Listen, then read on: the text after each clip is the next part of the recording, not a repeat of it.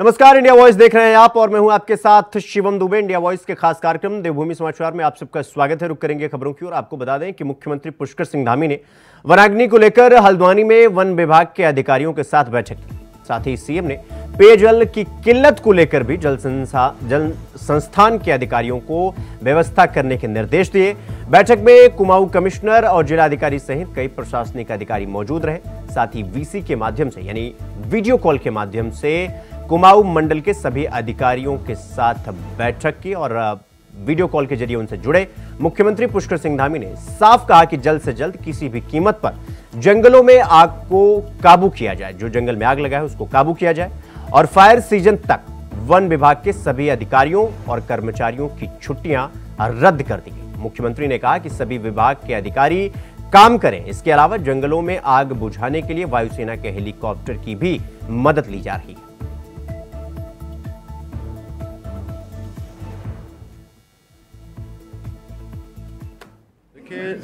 ये वनाग्नि को हम लोगों ने बहुत चुनौती के रूप में लिया है और जो भी वनाग्नि को रोकने के लिए ज़रूरी इंतजाम है, ज़रूरी काम है, वो सब करने को आज कहा है। यहाँ पर पूरे सभी प्रमुख अधिकारियों के साथ आज इस पर चर्चा की है और जिला अधिकारियों को, जिले के अन्य विभागों के अधिकारियों को, सबको समन्वय के साथ काम करने के लिए और जो फायर स्टेशन है उनको एक्टिव करने के लिए कहा है।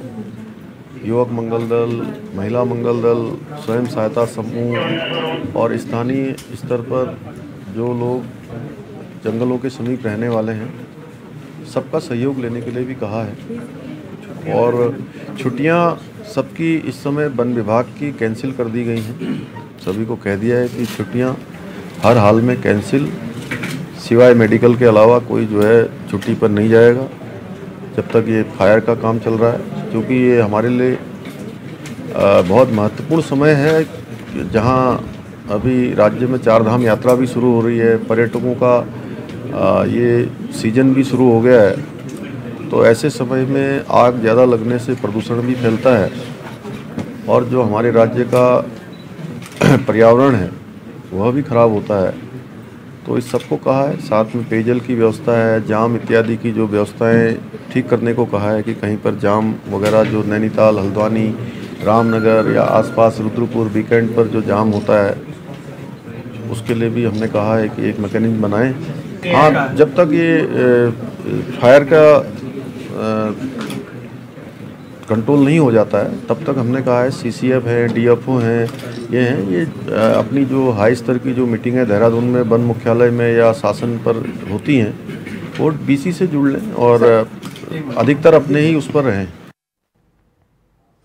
मुख्यमंत्री पुष्कर सिंह धामी ने नैनीताल क्षेत्र में वनाग्नि से हुए नुकसान का हवाई सर्वेक्षण किया। उन्होंने जंगलों में आग लगाने वाले अराजक तत्वों के खिलाफ सख्त कार्रवाई करने के निर्देश दिए। मुख्यमंत्री ने कहा कि सरकार वनाग्नि को रोकने की लगातार कोशिश कर रही है। सीएम धामी ने इसको लेकर हवाई सर्वे किया।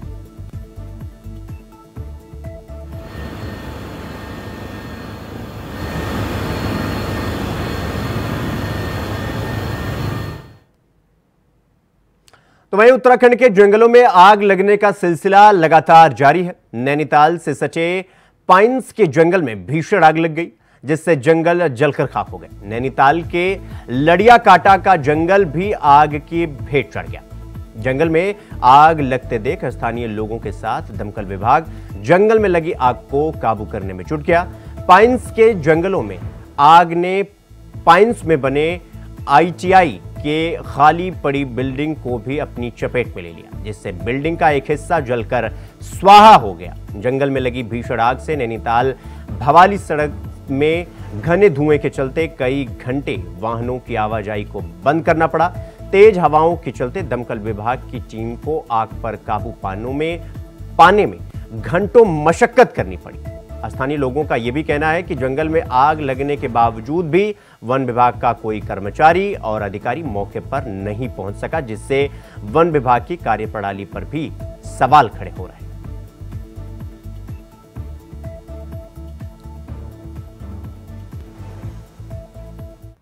आग लग गई है। अभी आईटीआई का एक मकान जल गया है। अब एक रिहायशी मकान यहाँ भी है जो ऑन रोड है। इसमें भी आग लगने का खतरा है। और हमारी कैंप साइड में भी फायर आ गई थी, वो तो हमने किसी तरह कंट्रोल करी है, पर फायर आगे बढ़ गई है बहुत। अब कितना चलेगा मुझे नहीं पता। अरे बहुत आग है गुरुदेव, आग कंट्रोल ही नहीं हो पा रही है। मैंने सुबह फायर फाइटर बुलाया था, 101 में फ़ोन किया था, वहाँ पे तो डिस्कनेक्ट हो गया था। 112 में करा था, फिर देहरादून से ही फ़ोन आया, फायर ब्रिगेड भी आया, पर वो कंट्रोल से बाहर हुए, उनका पानी खत्म हुआ, चले गए, उसके बाद दोबारा नहीं आए। अब कहाँ गए मुझे नहीं पता है, पर आग कंट्रोल नहीं। आज आग की कम से कम 7-8 घटनाएं हो गई हैं। फायर टेंडर जो है गेठिया और जूलीकोट की तरफ गए हैं। एक फायर टेंडर हमारा पाइंस में काम कर रहा है। मैं भी अपने और कर्मचारियों के साथ बीटिंग मेथड से बुझा रहे हैं। ट्रैफिक को हमने रोक रखा है क्योंकि हवा बहुत तेज़ है, बहुत गहरा धुआं है, कुछ दिखाई नहीं दे रहा है। तो एक घर में लगी है, बेसिकली उसको कंट्रोल करने की सोच रहे हैं हम सब।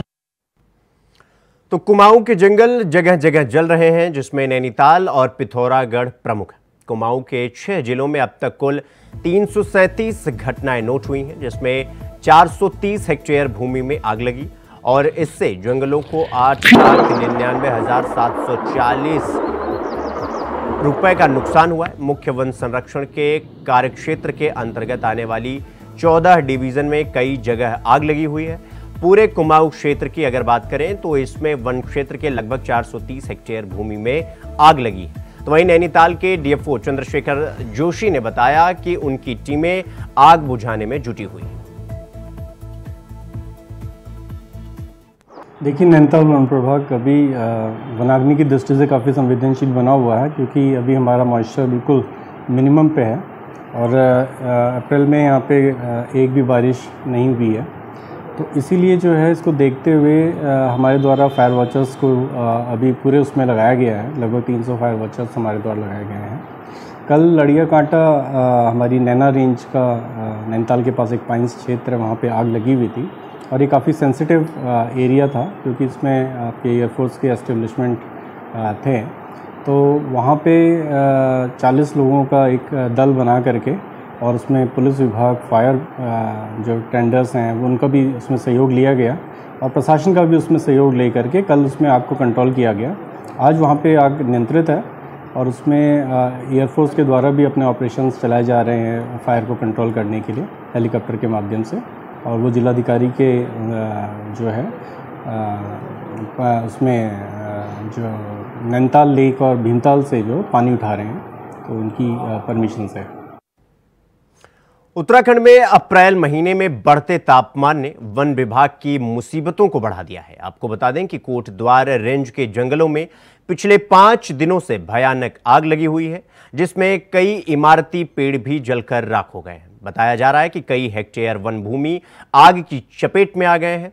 आपको बता दें कि जंगलों में आग लगने के कारण जहां एक और तापमान में बढ़त हुई है, तो वहीं दूसरी ओर आबादी वाले क्षेत्र में धुआं फैल गया है।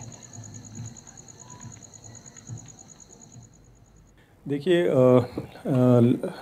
लैंसडाउन वन प्रभाग की जो कोटद्वार रेंज है हमारी, तो पिछले एक आधे दिन से यहाँ पे अलर्ट आ रहे थे फायर के और हम डीएफओ साहब के लगातार टच में थे और उनसे पूरा जायज़ा जो है मौके का कि पूरा लिया जा रहा था कि कितने लोग यहाँ पे डिप्लॉयड हैं और आग को जल्द से जल्द कंट्रोल करने के निर्देश हमने डीएफओ को पहले से दे रखे थे।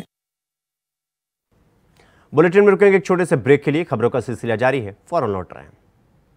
ब्रेक के बाद एक बार फिर आप सबका स्वागत है। मेरे साथ रुक करेंगे अगली खबर की ओर। आपको बता दें कि नैनीताल के जंगलों में लगी आग बेकाबू हो गई है। नैनीताल के भवाली रोड के पास आग ज्यादा भड़क गई, जिसको सेना ने उसका मोर्चा संभाला। हेलीकॉप्टर के जरिए आग बुझाने की कोशिश की जा रही है। आग बुझाने में लगे हेलीकॉप्टर नैनीताल के भीमताल झील से पानी उठा रहे हैं। देखिए रिपोर्ट। जंगलों में धधकती आग सवालों की सियासत के शोले भड़का रही है। हर साल की तरह इस साल भी ये तस्वीरें देश की सुर्खियां बन रही है। फायर सीजन शुरू होते ही उत्तराखंड के जंगल धधक उठे हैं। फायर ब्रिगेड, उत्तराखंड फॉरेस्ट और वायु सेना के साथ साथ थल सेना आग बुझाने में लगी है। हालात कितने बेकाबू हैं, इसका अंदाजा इस बात से लगाया जा सकता है कि सीएम धामी खुद मोर्चा संभाल चुके हैं। इतना ही नहीं, सीएम हवाई निरीक्षण तक कर रहे हैं। बैठक पर बैठक हो रही है, मगर कुछ जगहों पर हालात काबू नहीं आ रहे हैं। वहीं विपक्ष सरकार के फैसलों पर सवाल उठा रही है। हालात तो ये रहे कि शुक्रवार को आग की लपटें नैनीताल के हाई कोर्ट की कॉलोनी तक पहुंच गई, जिसमें रडार स्टेशन, पाइन्स के जंगल और मनोरा रेंज में आग पर वन कर्मियों, फायर ब्रिगेड और सेना ने काबू पा लिया। वहीं बारापत्थर और मंगोला क्षेत्र में भी यही स्थिति देखने को मिली। वायुसेना के MI-17 हेलीकॉप्टर की मदद से आग पर काबू पाने की कोशिशें होती रही। हालात तो ये हैं कि पूरा नैनीताल शहर आग के धुएं के गुबार की वजह से परेशान हो रहा है। वैसे इस साल आग लगने की घटनाओं पर गौर करें तो पिछले 24 घंटे में 31 जगहों पर आग लगने की खबरें आई। कुमाऊं में 26, गढ़वाल में 5 जगहों पर आग लगी। पिछले 24 घंटे में करीब 34 हेक्टेयर वन संपदा जलकर खाक हो गई। नवंबर 2023 से अब तक 575 इस तरह की घटनाएं सामने आई हैं। करीब 696 हेक्टेयर वन संपदा को नुकसान पहुंचा है। इतना ही नहीं, 14,41,000 रुपए की वन संपदा के नुकसान का जिक्र किया जा रहा है। आगजनी की घटनाओं में अब तक 2 लोग घायल हुए हैं। टिहरी, पौड़ी, उत्तरकाशी, रुद्रप्रयाग, चमोली में जंगल धधक रहे हैं। आपने देखा कि अभी सरकार ने इसको बहुत गंभीरता से लेते हुए सेना से भी बात की है और सेना को भी इसके लिए बुला दिया गया है और साथ में एक हेलीकॉप्टर के माध्यम से भी वहाँ पर नैनीताल जनपद में फायर पे अंकुश लगाने का काम किया जा रहा है। जहां जंगल धधक रहे हैं तो वहीं दूसरी तरफ सियासत सुलग रही है। बीजेपी और कांग्रेस सियासी बयानों को हवा देकर जंगलों की आग पर सियासी गर्मी पैदा कर रही है। चलिए, देर आई दुरुस्त आई, मुख्यमंत्री जी को वनाग्नि की याद आई और अब समीक्षा कर रहे हैं, जबकि इस प्रदेश के 90% वन धधक रहे हैं। चारों तरफ हाहाकार है, अग्नि ही अग्नि प्रज्वलित है चारों तरफ और करोड़ों रुपए की वन संपदा का नुकसान हो रहा है, जैविक संपदा का नुकसान हो रहा है, जैव प्रौद्योगिकी का नुकसान हो रहा है और जंगली जानवरों को नुकसान हो रहा है और जो हमारी जड़ी बूटी है उसका नुकसान हो रहा है। लेकिन सरकार ने इस ओर ध्यान नहीं दिया। अच्छा है आज मुख्यमंत्री जी आए तो देखते हैं कितना होता है। निश्चित रूप में एक बड़ी चुनौती हमारे सामने वन अग्नि है, लेकिन सरकार के द्वारा वन अग्नि को नियंत्रित करने के लिए पूरे प्रयास किए जा रहे हैं। यहाँ तक कि सेना की मदद तक उसमें ली गई है और उसके साथ ही आपदा प्रबंधन विभाग, पुलिस विभाग, अग्निशमन विभाग और पुलिस विभाग सभी को संयुक्त रूप से इसमें जुटने के लिए कहा गया है। स्वयं माननीय मुख्यमंत्री जी इसकी मॉनिटरिंग कर रहे हैं और साथ ही जिस प्रकार से पिछले सप्ताह से लगातार इस पर जिस माननीय मुख्यमंत्री जो मॉनिटरिंग कर रहे हैं उससे कुछ इस पर काबू भी पाया गया है। हर साल जलते जंगल सवाल खड़े करते हैं मगर रास्ता कुछ नहीं निकल पाता। ऐसे में सवाल ये कि क्या इस मुसीबत का कोई तोड़ है भी या फिर नहीं। फिलहाल जंगलों की आग की तरह सियासत के शोले भी भड़क रहे हैं। Tushar Gupta, India voice, Dehradun. तो वहीं मुख्यमंत्री पुष्कर सिंह धामी ने परेड ग्राउंड के बहुउद्देशीय हॉल में role ball federation of India द्वारा आयोजित कार्यक्रम में हिस्सा लिया। सीएम ने 16वीं sub junior boys and girls national roll ball championship में खिलाड़ियों का उत्साह बढ़ाया। मुख्यमंत्री ने इस मौके पर उत्तराखंड और हिमाचल के बीच आयोजित मैच का आनंद लिया। मुख्यमंत्री ने इससे पहले सभी खिलाड़ियों का परिचय और खेल के क्षेत्र में देश और प्रदेश का नाम रोशन करने का आह्वान किया।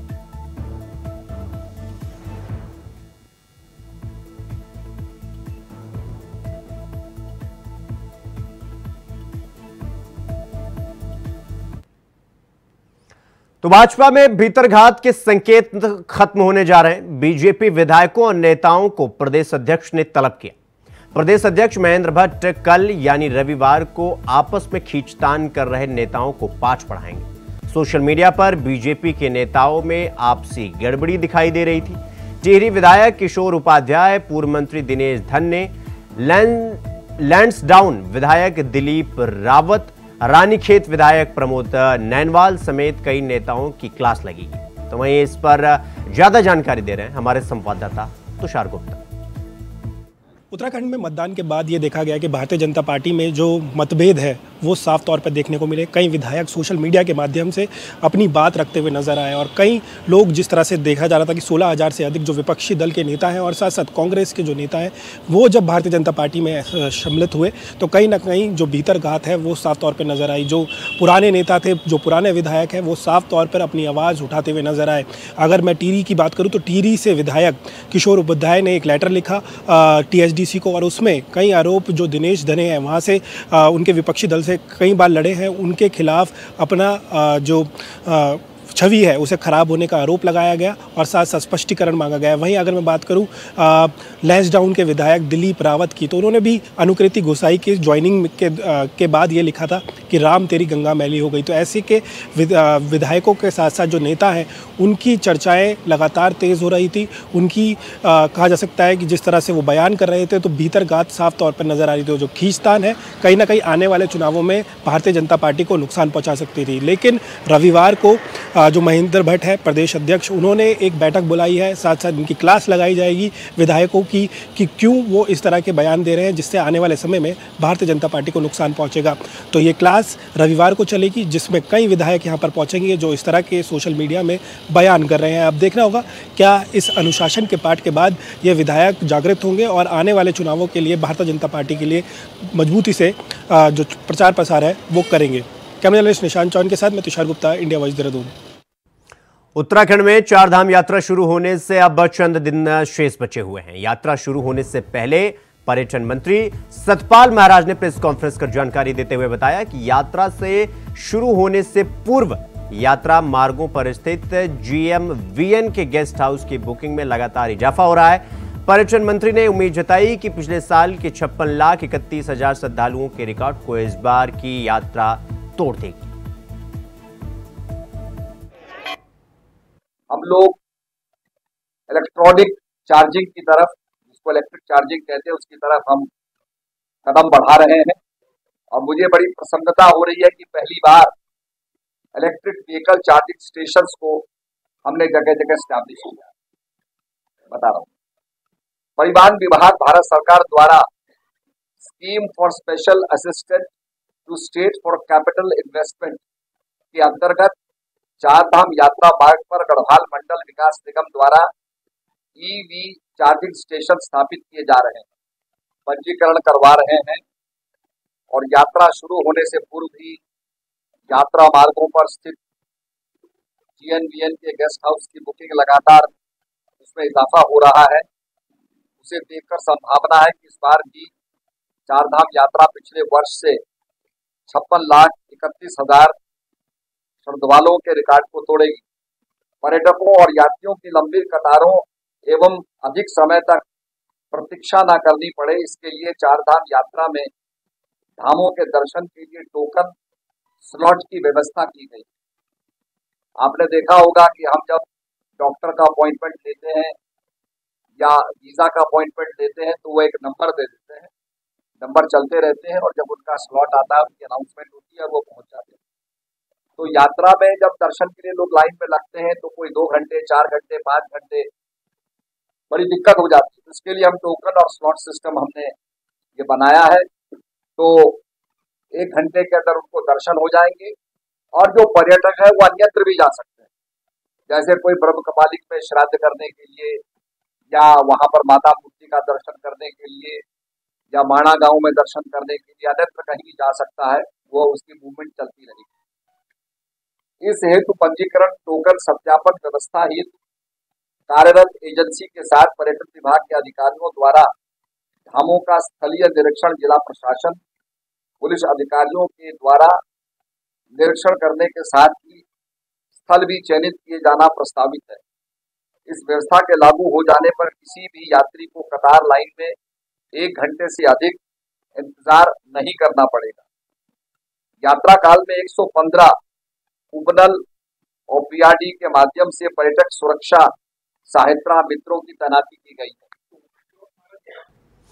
तो ये चारधाम यात्रा को लेकर श्रद्धालुओं का उत्साह चरम पर है। शासन प्रशासन ही नहीं बल्कि हरिद्वार के संतों में भी उत्साह देखने को मिल रहा है।